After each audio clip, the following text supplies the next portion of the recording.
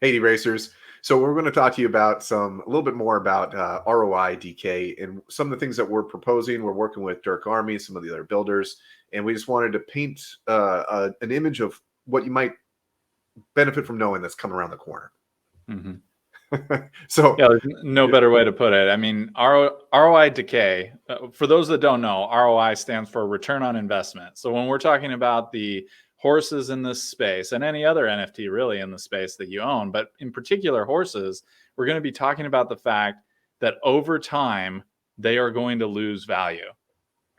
So with this said, the false perception that a lot of new people are expressing to us is that they show up, they do their discovery, they want to find where their horse is good, and then it just generates money and it gets better and better and better. And for the life of the horse, this thing just makes them money.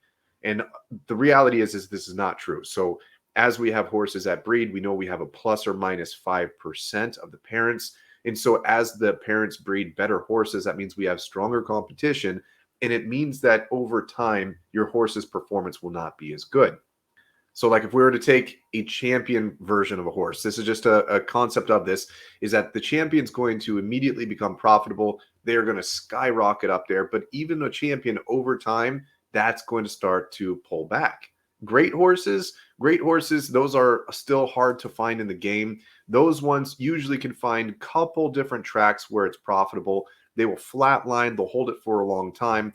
But even they, if you keep playing the game, you're going to find out that they no longer going to have the same the hop skip in their on their tracks. They're going to start slowing down, and then you might start to realize that hey, this horse is just not good anymore, and you might bench it before you get to the point where you lose all your profits. The most common is the average horse, and the average horse never touches profitability.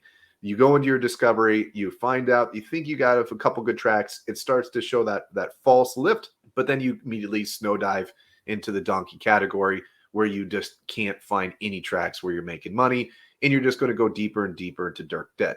Yeah, before you jump to the next one, the average horse, what I want to point out is that we're not talking about average in terms of its abilities on the track. We're talking about its rank amongst all horses in the game. So those have some correlation, but they're not exactly aligned. An average horse is a large swatch of the entire population of horses that are out there. Some of them are going to be on the better end of average, which means they may, for a period of time, or maybe on like one track, make a profit.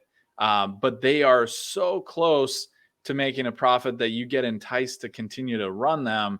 And then that's why they decay quickly, because you actually overrun them, hoping that they're going to get better, and they never do. And then lastly, of course, there is the donkey class, and they just out the gate, they're losing everywhere. You might be able to stop the bleed briefly, but then they just continue to decline. And then the donkeys, that you bench them quick. The champion horse has a much longer duration of life. It's going to go the furthest over time. Great horse, then average, and then donkeys. And the reason why we wanted to bring this up is not to discourage you guys to continue to race, but instead to acknowledge the fact that this is the reality out there, in that we need to have classification. So we need to have events where you have the opportunity to put that average horse into events where you're not going against the champions. And what we're trying to do is working with other builders is to essentially create this classification range. And so shown here into these 4 different colors, where if you are a champion, you compete with the other champions. And then if your champion starts to decay over time and it turns into a great horse, well, it can still compete, but now it's competing against other great horses. And if you're going to continue to race to the point where it's an average horse and so on, you will always find events that you'll be able to continue to play this game, continue to possibly win larger prizes in the events that Dirk Army's hosting, the ones that we're hosting. SMR is going to start hosting theirs. So the money in this game is going to be all about these events. And what our goal is to do is to break it up into segments where it's not just the champions that are taking everything, that the vast majority of all people out there have a chance to compete. If you don't mind, let's talk a little bit about what it is that forces these curves to start going down, right? It's not just time, even though this chart is showing us from left to right that we're looking at a time-based element, that over time you do decay, your ROI will decay, but it's not just that. It's It's the introduction of better horses that are going to push you down over time, right? We have breeding and really other people just showing up into the space and bringing Mhm. their unraced horses to the game. As that occurs over time, what used to be a champion or what used to be a great horse is going to get pushed further and further down in that chart. And that means that every horse that's above you is now pushed down, which means you're now being pushed down. There's just more competition that is greater than you on the track. And that's how ROI decay occurs. Your investment that you made, even at the level of a champion horse, is going to start losing its luster over Mhm. time. It's not its abilities, but just its ability to compete against other champions. And so, yes, it will continue. And that's why the green, if we go back to these classes here real quick, the green is this big window at the top. Like we want it to be known that if you have a champion horse, it's going to be a champion for a while. It takes a long time to push a champion horse all the way down into the great horse level. And that's due to the fact that really you have very few champions that are being born. And so it takes a long time to push them off. But those great horses, if they're just in that little purple section that we had, they're going to get pushed out fairly quick Mhm. because those champions are able to destroy them, and it doesn't really take many of them to just constantly beat you. Yep. Now, something that I originally was questioning, like with this game and the NFT gaming space as a whole, was how do the horses eventually die? Because in real life racing, a horse is going to get old to the point where it can no longer compete, and that send it off to the glue factory. That whole entire concept, it's a part of the retirement. And so, what's nice about this is that ROI decay is not necessarily a bad thing. It is a part of the natural evolution of this type of sport. Over Mm-hmm. time, your champion horse, it's going to age, it's going to become irrelevant, and then it's going to turn into a breeder. So Yeah. just because your champion horse is no longer competing with it, it still does have the genes and the ability to breed the next champion. So you're going to go from this competing horse to a breeder, and then with classification, we hope that that champion that's a breeder can also still compete. But yeah, you're going to have more uses of these horses. Yeah, and it's not just that over time. Like when some people out there might be thinking, well, okay, when I get to Gen 2s and Gen 3s, that's when my Gen 0 is eventually, if it was a champion, is eventually going to lose its spot in that category. That's not actually true. That classification of champion is just a time-based element. It just takes more time for more champions to be born. It can all be Gen 1s that eventually push you out of that category. So even if we never open up another generation of breeding, even if there Mhm. never is a Gen 2, the Gen 1s will eventually usurp the classification peak or pinnacle of the Gen Zeros. Yep, absolutely. And then so then the next concern was is that once you get to the donkey class and then you're down to your last tier and you're competing and you still are losing. Well, what do? The final form of retirement, and you might see this on Twitter because I've been hinting at this, is what I would refer to as the donkey death match.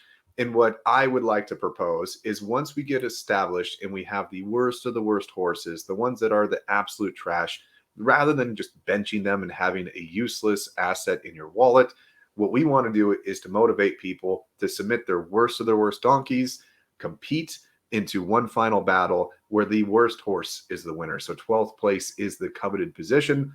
And then we burn those horses.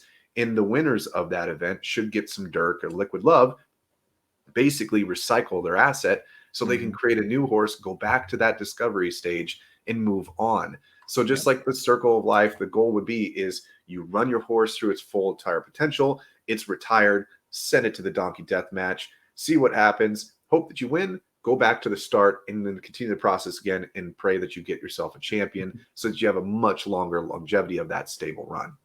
Yeah, and you mentioned the word recycling. That's really what it is. But another way to think of it is we don't want it to just be a burn and you're done, right? You don't burn that donkey and then walk away. We want you to breed another horse and take a shot at getting it at a higher level than the previous horse you had that you got rid of. right? That's where the cycle or the recycling comes into play here. And we all know that as we have a recycling, a burning, and a rebirth, let's say, of donkeys, we're going to fill that lower tier classification all the time. That's not going to go away. Whether it's horses that were in the, kind of average being pushed down into the donkeys, or more donkeys being born and discovered, that's always going to be there. So by breeding again and actually ending up with another donkey, you help prop all the horses that are good and keep them up.